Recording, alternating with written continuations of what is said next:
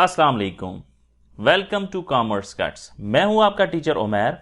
एक रिक्वेस्ट जो स्टूडेंट्स बार बार कह रहे थे वो ये कह रहे थे कि सर जो फेडरल एक्साइज एक्ट 2005 है उसके इम्पोर्टेंट एमसीक्यूज हमें बताएं। तो आज की इस क्लास के अंदर स्टूडेंट्स हम फेडरल एक्साइज एक्ट 2005 जो है उसके इंपॉर्टेंट एमसीक्यूज डिस्कस करने जा रहे हैं और साथ ही में ये भी देखेंगे कि फेडरल एक्साइज एक्ट है क्या। ठीक है, तो ये आज सारी चीजें इसके अंदर डिस्कस करेंगे। तो स्टूडेंट्स आप तैयार हैं इस क्लास के लिए? तो चलें स्टार्ट करते हैं आज की क्लास।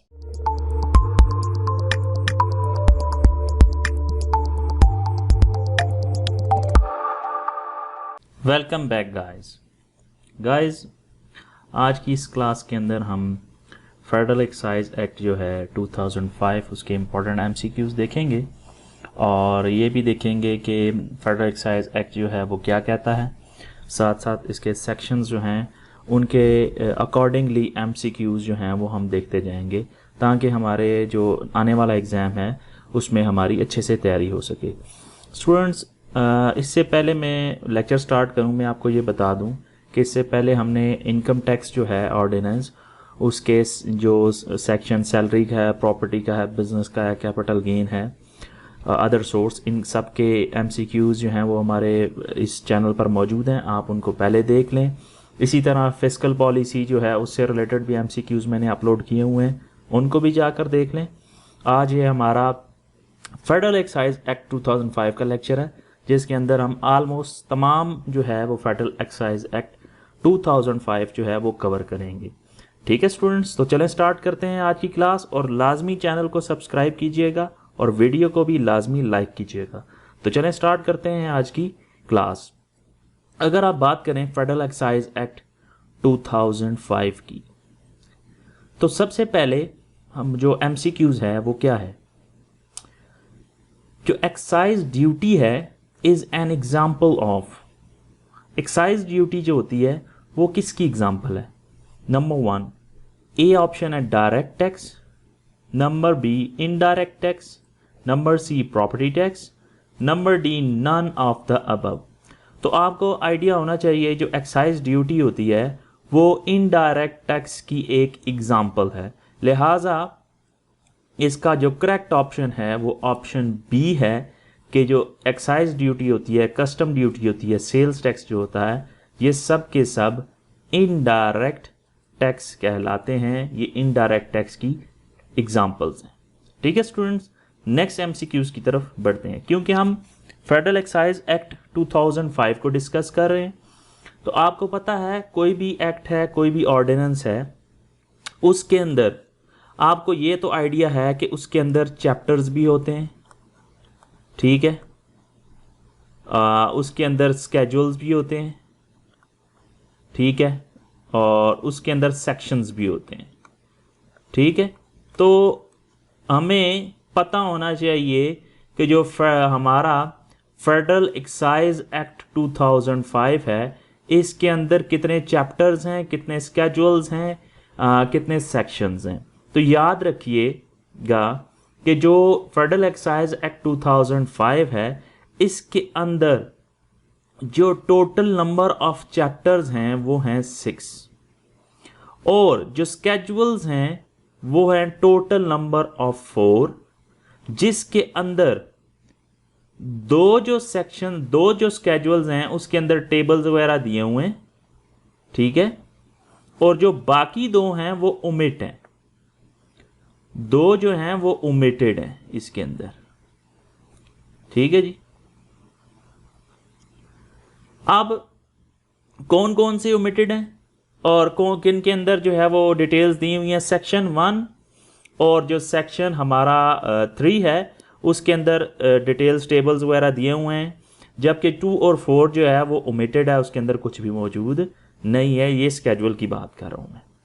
और अगर सेक्शंस की बात की जाए तो जो फेडरल एक्साइज एक्ट 2005 है उसके अंदर टोटल नंबर ऑफ जो सेक्शंस हैं वो कितने हैं जी? 49। ये आप FBR की वेबसाइट पे जाएं, वहाँ से फेडरल एक्साइज एक्ट 2005 जो है उसको डाउनलोड कर लें तो उसका जो फर्स्ट 2 पेजेस हैं उसके अंदर कंटेंट्स दिए हुए हैं। तो कंटेंट्स में आप जाएंगे तो वहाँ से आपको पता चल जाएगा कि चैप्टर्स कितने हैं, सेक्शंस कितने हैं और स्केड्यूल्स कितने हैं, कौन सा ओमिटेड है, कौन सा ओमिटेड नहीं है। ये सारी डिटेल आपको वहाँ से भी मिल जाएगी, लेकिन मैंने आपको पहले डिटेल बता दी है। इसी से रिलेटेड मैंने कुछ MCQs बनाए हैं, उनकी तरफ चलते हैं। MCQs number 2, how many chapters federal excise act 2005 has. अभी जो हमने बात की है इससे आपको पहले ही पता चल चुका है कि इसके चैप्टर्स कितने हैं। तो आप कहेंगे सर इसके चैप्टर होते हैं 6, तो लिहाजा हमारा जो करेक्ट ऑप्शन बनता है वो इसका सेकंड ऑप्शन बनता है कि 6 जो हैं वो इसके चैप्टर्स हैं। लिहाजा ऑप्शन नंबर 2 जो है वो हमारा करेक्ट ऑप्शन है for this particular MCQs। Third MCQs क्या है? How many sections federal excise act 2005 has. अभी मैंने सेक्शंस ऊपर आपको बताए हैं, सेक्शंस कितने मैंने बताए हैं? 49। तो यहाँ हम देख लेते हैं कि टोटल नंबर ऑफ सेक्शंस वो कह रहा है 40 है, 46 है, 48 है, 49। तो हमें आइडिया हो चुका है पहले ही कि टोटल फेडरल एक्साइज एक्ट 2005 के अंदर 49 सेक्शंस हैं। नेक्स्ट जो MCQ स्केड्यूल्स के रिलेटेड है, how many schedules federal excise act 2005 has. तो हमें आइडिया है कितने हैं टोटल नंबर ऑफ स्केड्यूल्स, 4। तो लिहाजा इसमें से जो फोर्थ ऑप्शन है वो करेक्ट ऑप्शन है for this particular MCQs। Fifth हमारा जो MCQs है उसकी तरफ हम मूव करते हैं। फिफ्थ MCQs क्या कहते हैं? Under federal excise act 2005 on which type of goods and services excise duties are levied. क्या MCQs है कि फेडरल एक्साइज एक्ट जो है 2005 का, उसके अंदर which type of goods and services excise duties are levied. वो ये कहना चाह रहा है कि जो फेडरल एक्साइज एक्ट 2005 है उसके अंदर कौन सी ऐसी गुड्स हैं या कौन सी ऐसी सर्विसेज हैं जिस पर एक्साइज ड्यूटी चार्ज की जाती है। लेवाइड का मतलब होता है चार्ज करना, ठीक है। तो वो बताएं क्या है। और ये जो MCQs है वो सेक्शन 3 सब सेक्शन 1 से लिया गया है। लिहाजा आप इसको जाकर जो हमारा फेडरल एक्साइज एक्ट 2005 है वहाँ से जाकर आपको इसको देख भी सकते हैं कि जो सेक्शन 3 सब सेक्शन 1 है उसके अंदर ये बताया गया है कि वो कौन सी गुड्स हैं और वो कौन सी सर्विसेज हैं जिन पर एक्साइज ड्यूटी अप्लाई की जाती है, लिवाइड होती है, आपको पे करनी पड़ती है। तो ऑप्शंस क्या हैं? Goods purchased and manufactured in Pakistan, goods imported into Pakistan, goods specified by federal government in official gazette, services provided in Pakistan, all of the above. याद रखिएगा जो एक्साइज ड्यूटी होती है वो किन गुड्स और सर्विसेज पर अप्लाई की जाती है। तो याद रखिएगा वो चीज़ें जो मैन्युफैक्चर या परचेज की जाएं पाकिस्तान में, वो गुड्स जो परचेज और मैन्युफैक्चर की जाएं पाकिस्तान में उन पे एक्साइज ड्यूटी लगती है। लिहाजा ऑप्शन ए तो आ गया।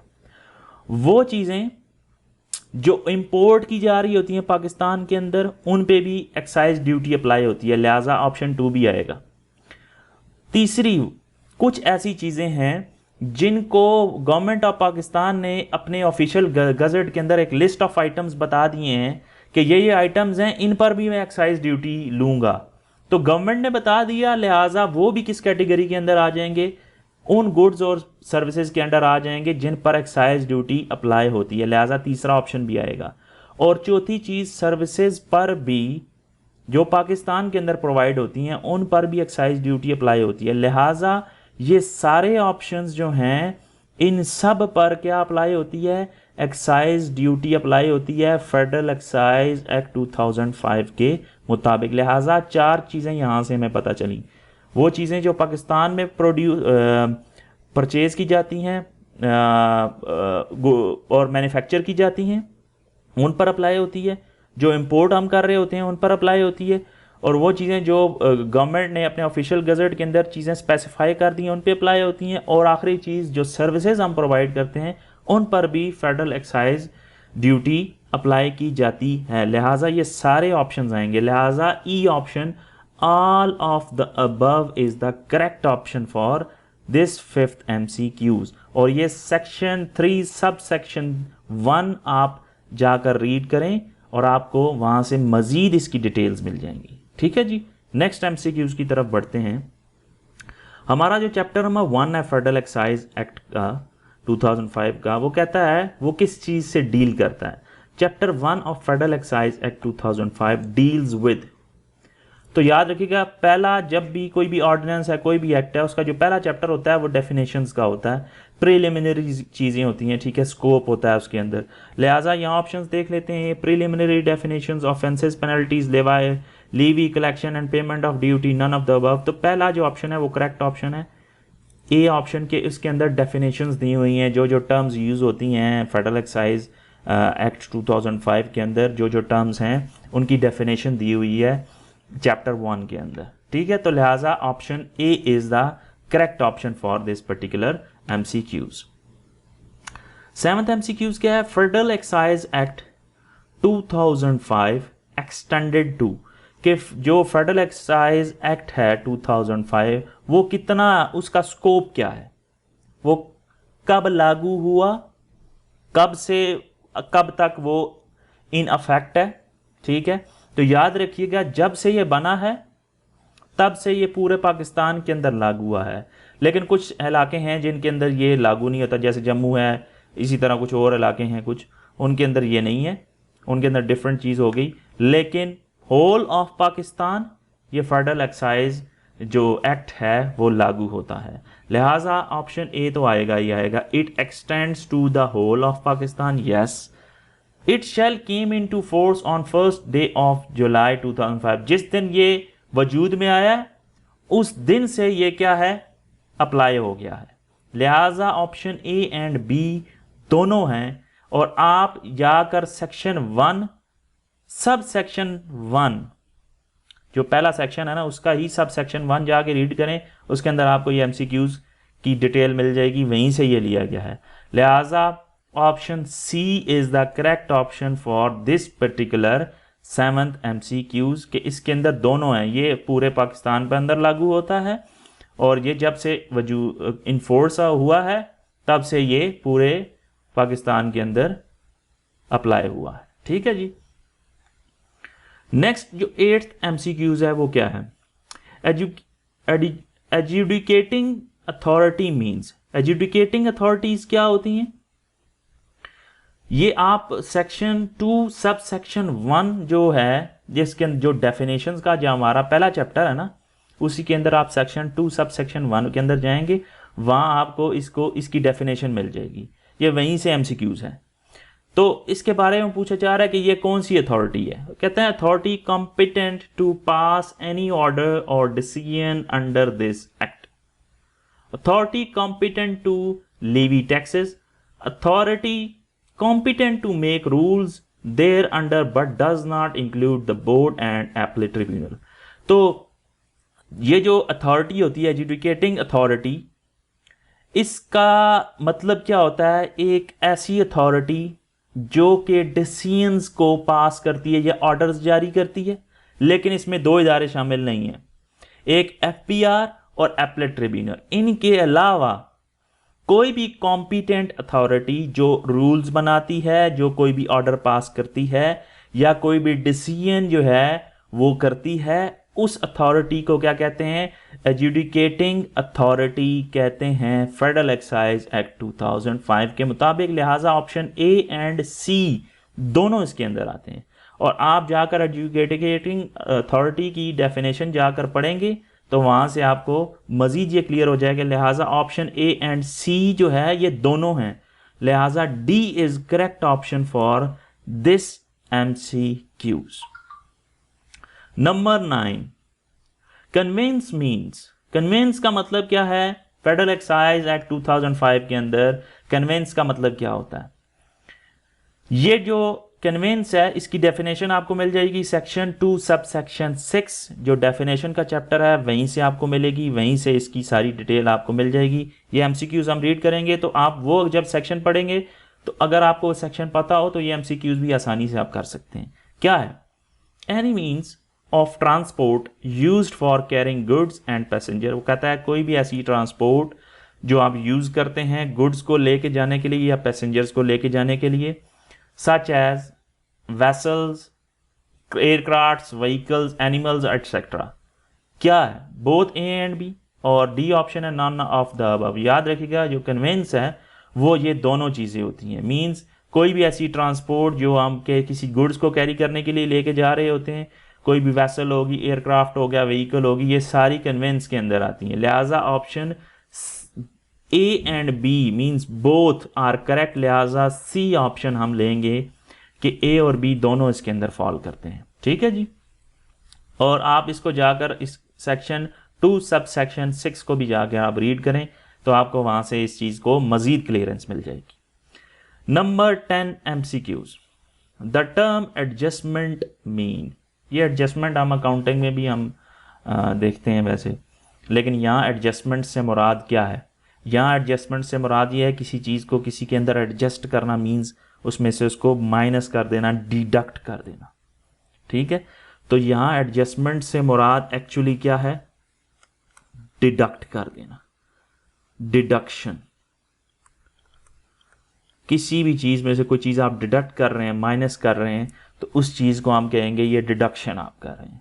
तो लिहाजा इसमें ऑप्शन हमारे पास क्या हैं जी? Deduction of amount of duty, non deduction of amount of duty, both A and B, none of the above. तो आंसर जो ए होगा, करेक्ट ऑप्शन हमारा ए ऑप्शन है कि जो डिडक्शन है अमाउंट की ड्यूटी में से, जो अमाउंट डिडक्ट हो जाती है उसको हम कहते हैं ये हमने एडजस्टमेंट कर दी है। इसके अंदर क्या कर दी है? एडजस्टमेंट।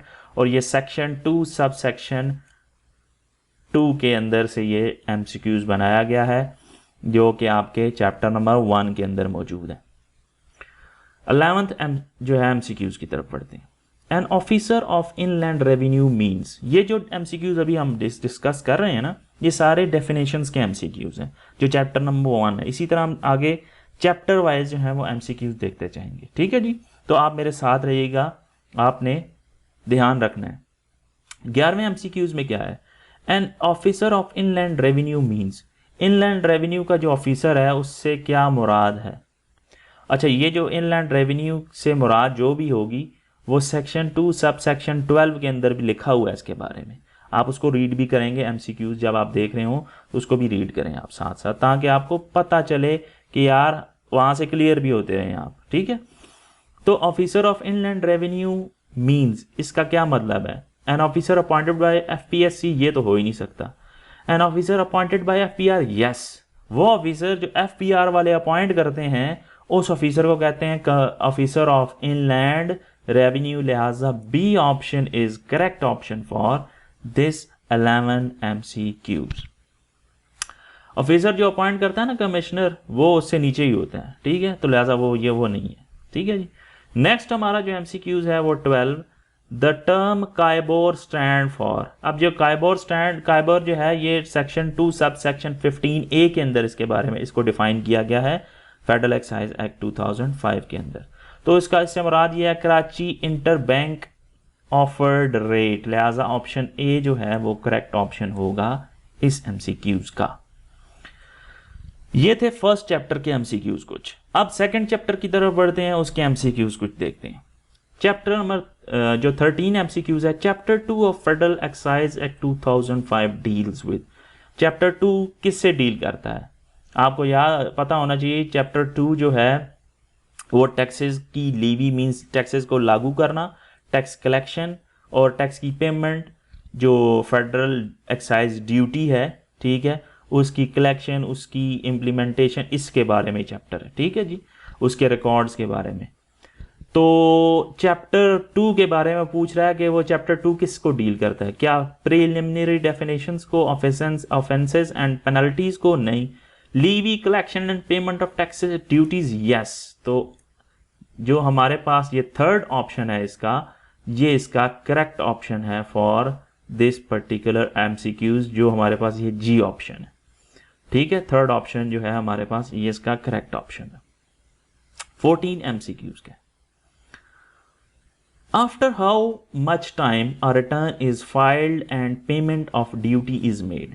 कहने का मतलब यह है कि कब आपने रिटर्न जमा करवाना होता है और रिटर्न जमा करवाने के साथ आपने कब ड्यूटी मींस जो एक्साइज ड्यूटी है आपने वो कब पे करनी होती है। तो याद रखिएगा विद इन 1 मंथ आपने रिटर्न जमा करवाना होता है, हर महीने के अंदर आपने रिटर्न जमा करवाना होता है, लिहाजा करेक्ट ऑप्शन ए है।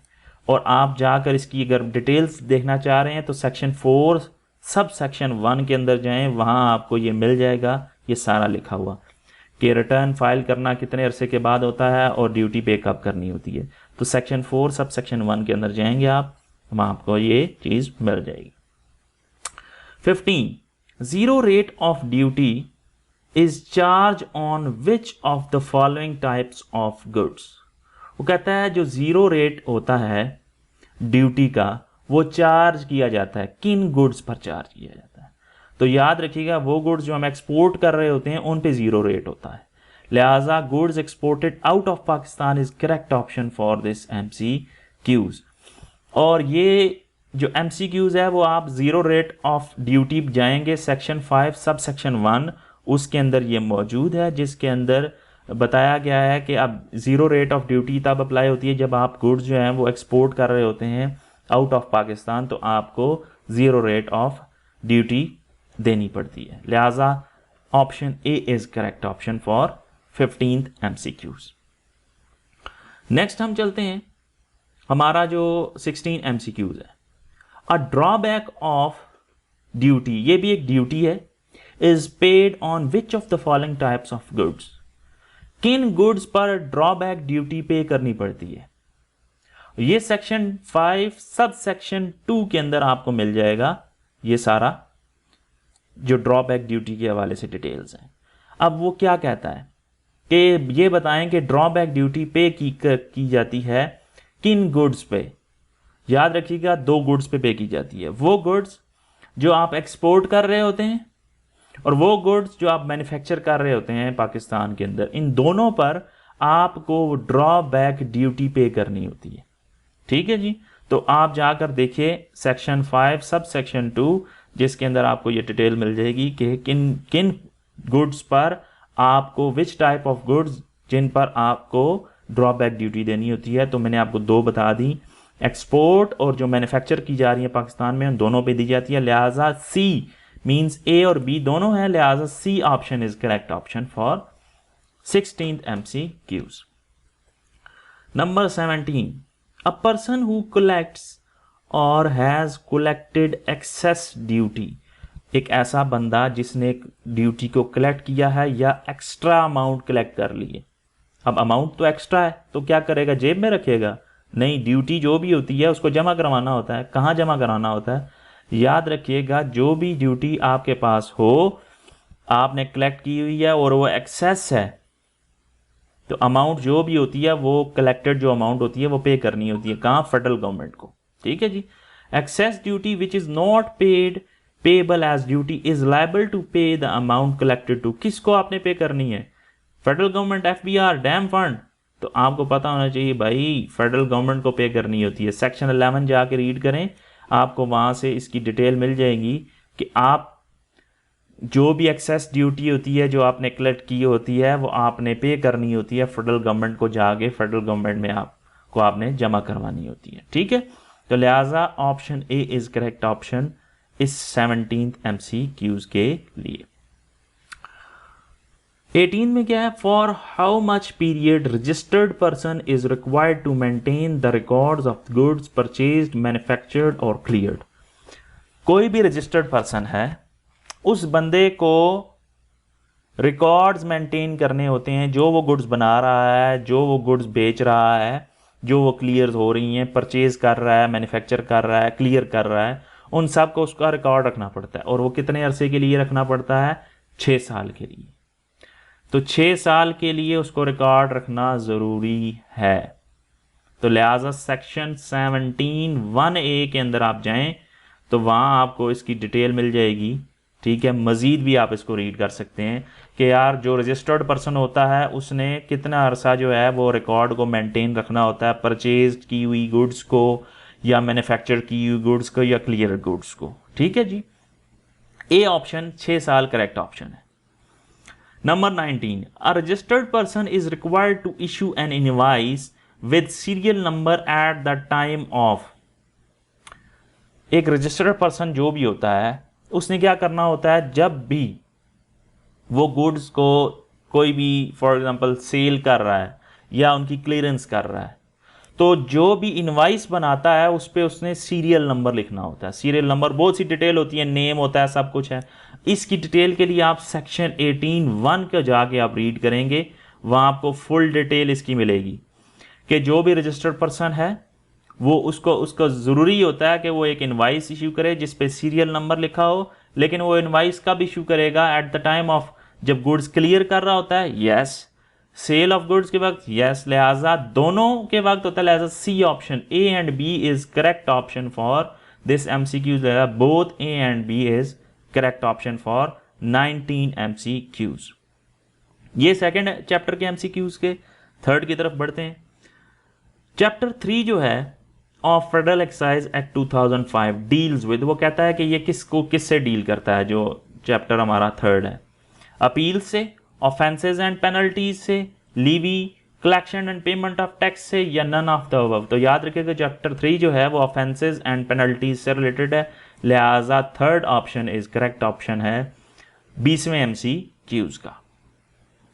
Number 21, what penalty is prescribed under section 19 of the Federal Excise Act for a person who does not file his return। एक ऐसा बंदा जिसने रिटर्न ही नहीं जमा करवाया, तो उस जो बंदा रिटर्न नहीं जमा करवाता सेक्शन 19 उस पर लगता है, और सेक्शन 19(1) जो है उसके मुताबिक हम उस पे पेनल्टी लगाते हैं, क्योंकि उसने एक ऑफेंस किया है। ऑफेंस क्या किया है कि रिटर्न को फाइल नहीं किया। तो क्या उस पे पेनल्टी होगी? 5,000 रुपया उसने पे करना है, 10,000 रुपया, 15, नन ऑफ द अबव। तो याद रखिएगा जो बंदा रिटर्न जमा नहीं करवाता, सेक्शन 19(1)(a) ये कहता है कि उसको 5,000 रुपये की पेनल्टी लगेगी। तो लिहाजा A option is correct option. अच्छा, जो बंदा रिटर्न नहीं जमा करवाएगा तो बैठ जाएगा, रिटर्न नहीं जमा कराया, 5,000 दिए और बस। नहीं भाई, उसको जमा करवाना होता है, पर डे के हिसाब से उस पर जुर्माना लगता है। तो अगला एमसीक्यू उसी हिसाब से है, मैंने बनाया। Where a person files the return within 15 days. अब होता यह है कि जब रिटर्न नहीं जमा करवाता तो उसको कहा जाता है कि रिटर्न जमा करवाए, तो वो 15 दिनों के अंदर अंदर अगर उसने रिटर्न जमा करवा दिया, ड्यू डेट गुजर गई, 5,000 रुपया उस पर पेनल्टी लग गई। अब उस पर क्या होगा कि उसने 15 ड्यू डेट के 15 दिनों के अंदर अंदर रिटर्न जमा करवा दिया। तो अब क्या है, he is liable to pay dash rupees for each day. हर दिन उस पे पेनल्टी है। वो कितनी है? 50 रुपये, 100, 150, 200। याद रखिएगा पर डे उसको 100 रुपीज की पेनल्टी लगती है। बात समझ रहे हैं? तो इसकी डिटेल सेक्शन 19(1)(a) को आप जाके देखें तो वहां आपको इसकी डिटेल मिल जाएगी। तो लिहाजा बी ऑप्शन करेक्ट ऑप्शन है। Number 23, a person who obstructs any inland revenue officer or other public servant in execution of his duty shall be liable to the fine of। एक बंदा ऐसा है, एक पर्सन ने मुदाखलत की, इंस्पेक्टर इनलैंड रेवेन्यू, जो inland revenue officer है, for example commissioner है या कोई भी पब्लिक का ऑफिसर है, उसके काम में एक करने में किसी बंदे ने मुदाखलत की, तंग किया, उसको काम नहीं करने दिया, तो क्या होगा? सेक्शन 19 सब सेक्शन 6 डिफाइन करता है इस चीज को। और वो क्या कहता है? वो कहता है ऐसे बंदे पे पेनल्टी पता है क्या लगेगी? 50,000 रुपये प्लस दूसरी चीज 5 टाइम्स ऑफ ड्यूटी। 50,000 रुपया फिक्स अमाउंट है और 5 टाइम्स ऑफ ड्यूटी। तो ड्यूटी जितनी भी आप पे अप्लाई हुई इसका 5 टाइम्स देंगे, मीन्स 5 से मल्टीप्लाई कर दोगे उससे। अगर एक बंदे पे 20,000 रुपये ड्यूटी थी तो 20,000 को मल्टीप्लाई करोगे किससे भाई? 20,000 को मल्टीप्लाई करोगे 5 से तो कितनी बन गई? 1 लाख।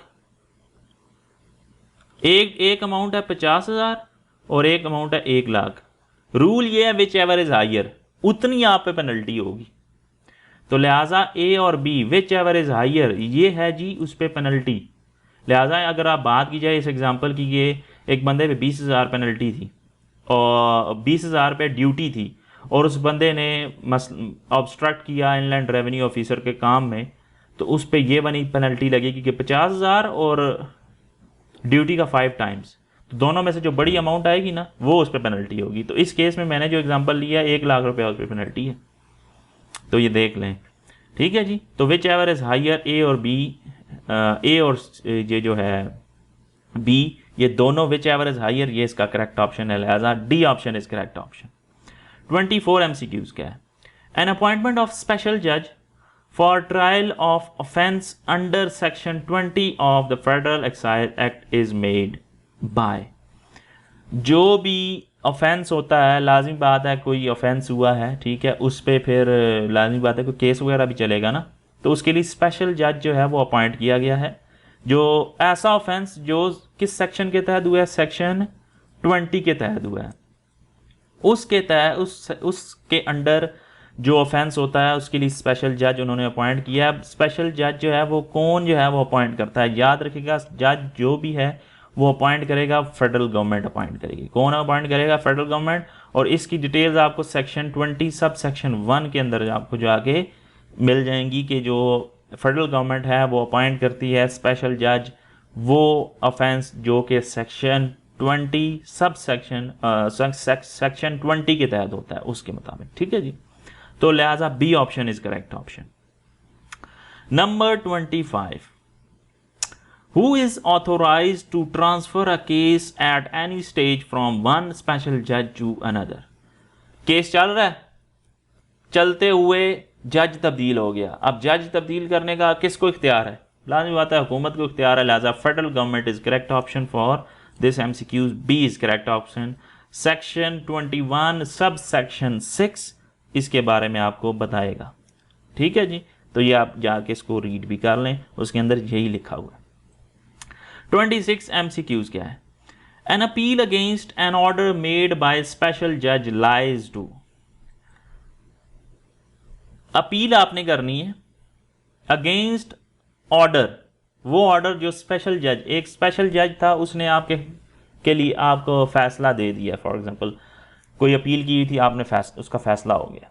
ठीक है। अब आप स्पेशल जज के फैसले के अगेंस्ट आपने कोई दरख्वास्त देनी है, अपील करनी है, तो अब अपील कहाँ करेंगे? हाई कोर्ट के अंदर करेंगे। कहाँ करेंगे? हाई कोर्ट के अंदर। स्पेशल जज के फैसले के अगेंस्ट आपने अगर अगेन अपील करनी है तो वह अपील अपने सूबे की हाई कोर्ट में करेंगे। तो B option is correct option. आप सेक्शन 21A जाके रीड करें, वहाँ यही लिखा हुआ है कि जो भी स्पेशल जज है उसका जो भी ऑर्डर है उसके अगेंस्ट आपने अगर कोई अपील करनी है तो वो हाई कोर्ट अपने ही प्रोविंस की जो होगी उधर जाकर आप कर सकते हैं। ठीक है जी।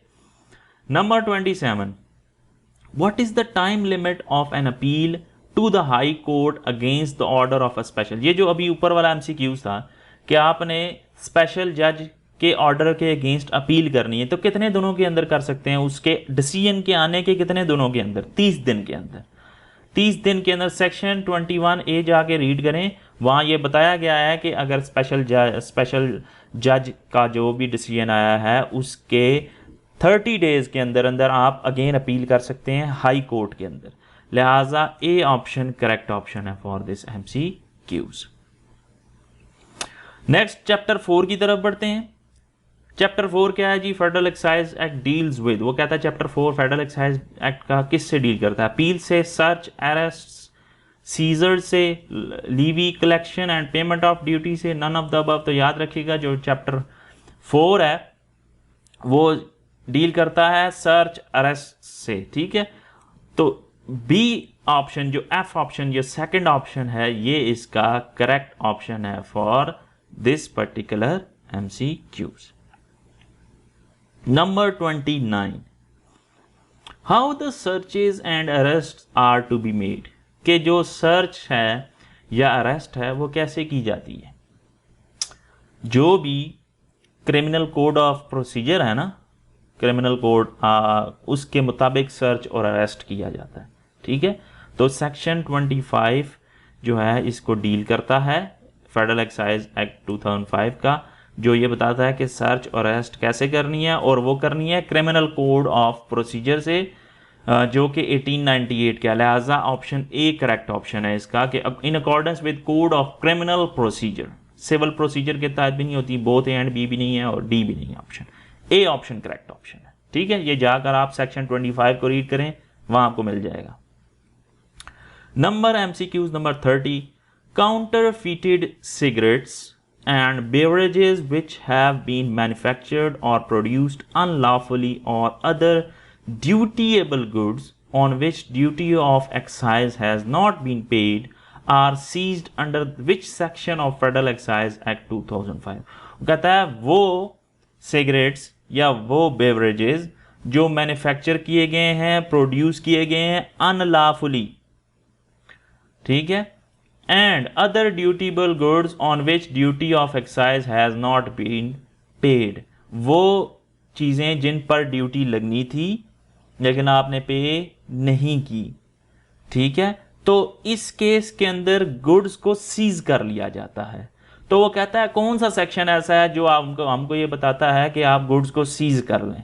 तो सेक्शन 26(1) जो है, जो सेक्शन 26 है ना, वो बेसिकली बताता है कि जो काउंटरफिटेड होती हैं ना गुड्स, उनको आपने सीज कर लेना होता है। ठीक है, काउंटरफिटेड सिगरेट्स हैं, बेवरेजेस हैं, या वो ड्यूटीबल गुड्स हैं जो आपने, जिन पर ड्यूटी अप्लाई होनी थी, वो ड्यूटीबल गुड्स जिन पर ड्यूटी अप्लाई हुई थी, आपने ड्यूटी पे नहीं की, या वो सिगरेट्स या वो बेवरेजेस जो कि अनलॉफुल हैं, तो वो सारे के सारी चीज़ें सीज हो जाएंगी। ये सेक्शन 26 हमें बताता है, लिहाजा डी ऑप्शन करेक्ट ऑप्शन है इस MCQs के लिए। सेक्शन 26(1)(a) जाकर पढ़ें।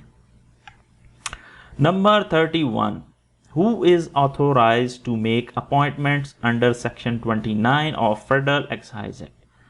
कौन ऐसा है जो कि अपॉइंटमेंट करता है फेडरल एक्साइज एक्ट का जो 29 सेक्शन है उसके मुताबिक। तो याद रखिएगा, जो भी अपॉइंटमेंट्स होती हैं सेक्शन 29 के तहत, वो होती हैं FBR के अंडर। FBR जो है वो अपॉइंट करता है ऑफिसर, जिसमें कमिश्नर इनलैंड रेवेन्यू है, commissioner chief commissioner inland revenue है, इसी तरह नीचे कमिश्नर अपील होता है, असिस्टेंट कमिश्नर अपील होता है, वो बहुत से हैं। तो वो कैटेगरीज हैं ऑफिसर्स की जो section 29 of federal excise act 2005 है, उसके मुताबिक उसके अंडर हम अपॉइंटमेंट करते हैं। और अपॉइंटमेंट कौन करता है? FBR, लिहाजा बी ऑप्शन करेक्ट ऑप्शन है। Number 32, how many categories of officers are to be appointed under section 29 federal excise act. कि जो फेडरल एक्साइज एक्ट 2005 है उसमें जो सेक्शन 29 है उसमें कितने ऑफिसर्स को अपॉइंट किया जाता है? याद रखिएगा, टोटल नंबर ऑफ जो ऑफिसर्स होते हैं वो 13 होते हैं, लिहाजा ए में 12 है, 11, 13 इज करेक्ट ऑप्शन। के जो ऑफिसर्स की लिस्ट है वो 13 टाइप ऑफ कैटेगरीज के जो ऑफिसर्स होते हैं वो हम अपॉइंट करते हैं section 29 of federal excise act 2005। आप उसको जाके रीड भी कर सकते हैं, वहां लिस्ट भी दी हुई है इसकी। जो 33 MCQs है, an appeal to commissioner appeal is made within dash days. के जो फॉर एग्जाम्पल कमिश्नर अपील है उसको आपने अपील करनी है, कोई भी प्रॉब्लम है आपको, ठीक है, कोई डिस्प्यूट है आपका, ठीक है, ड्यूटी के हवाले से, तो कितने दिनों के अंदर आप अपील कर सकते हैं? सेक्शन 33(1) आप जाके रीड करें, वहां बताया भी हुआ है 30 दिनों के अंदर अंदर आपने कमिश्नर अपील को अपील करनी होती है। अब कमिश्नर अपील का फैसला आ गया, आपको वो फैसला भी कबूल नहीं है, उसके बाद आपने जाना होता है एपलेट ट्रिब्यूनल में। वो कितने दिनों के अंदर आपने दरख्वास्त जमा करवा सकते हैं? 60 दिनों के अंदर। अगर उसका भी फैसला पसंद नहीं है तो फिर आप जाएंगे किधर? हाई कोर्ट के अंदर, और वो 90 डेज के अंदर आप जमा करवा सकते हैं, ठीक है जी, या सुप्रीम कोर्ट के अंदर जाते हैं। लेकिन यहाँ जो बात हम MCQs देखने जा रहे हैं कि MCQs नंबर 33 क्या कहता है कि an appeal to commissioner appeal is made within dash days, 30 days is correct option, A option correct option है। 34 में क्या है? An appeal to appellate tribunal is made within dash days. कितने दिनों के अंदर अपील एपलेट ट्रिब्यूनल की जाती है? 60 डेज के अंदर अंदर आपने फैसला आने के बाद 60 डेज के अंदर अंदर आपने जमा करवानी होती है अपील। किसको करनी होती है? एपलेट ट्रिब्यूनल को। अगर आपने कोई रेफरेंस जमा करवाना है हाई कोर्ट को, तो हाई कोर्ट को आपने रेफरेंस कितने दिनों के अंदर आप जमा करवा सकते हैं भाई? आप हाई कोर्ट को 90 डेज के अंदर आपने रेफरेंस जमा करवाना होता है, और ये सेक्शन 35A के अंदर आपको मिल जाएगा। जो एपलेट ट्रिब्यूनल के रिलेटेड है वो 33(2) के अंदर मिल जाएगा आपको। जो चैप्टर नंबर 6 है फेडरल एक्साइज एक्ट 2005 का, वो किससे रिलेटेड है? 36 हमारा एमसीक्यूज है। Supplemental provision, search, arrest, seizures, levy, collection and payment of tax, none of the. तो याद रखिएगा सप्लीमेंटल प्रोविजंस जो हैं वो हमारा लास्ट जो चैप्टर नंबर 6 है फेडरल एक्साइज एक्ट 2005 का, वो इससे रिलेटेड है। उम्मीद करता हूँ ये आपको एमसीक्यू समझ आए होंगे और डिटेल भी आपको समझ आई होगी। आप मज़ीद इसकी डिटेल मैंने आपको साथ साथ बता भी दिया, लिंक बता दिए हैं कि वहाँ आप जाकर इसकी मज़ीद डिटेल देखेंगे। इंशाल्लाह ये आपको सारे एमसीक्यूज़ जो हैं वो आसानी से समझ आ जाएंगे और आपके दिमाग में भी बैठ जाएंगे। ठीक है, हर चीज़ जो है वो रट्टे से नहीं होती, कुछ चीज़ें कॉन्सेप्चुअल होती हैं। आप उसको जाके जब रीड करते हैं बार बार तो आपको ये सेक्शंस भी याद हो जाते हैं और आपको चीज़ें भी मेमोराइज हो जाती हैं। तो thanks for watching my videos और keep subscribing my channel. Thank you very much. अल्लाह हाफिज़।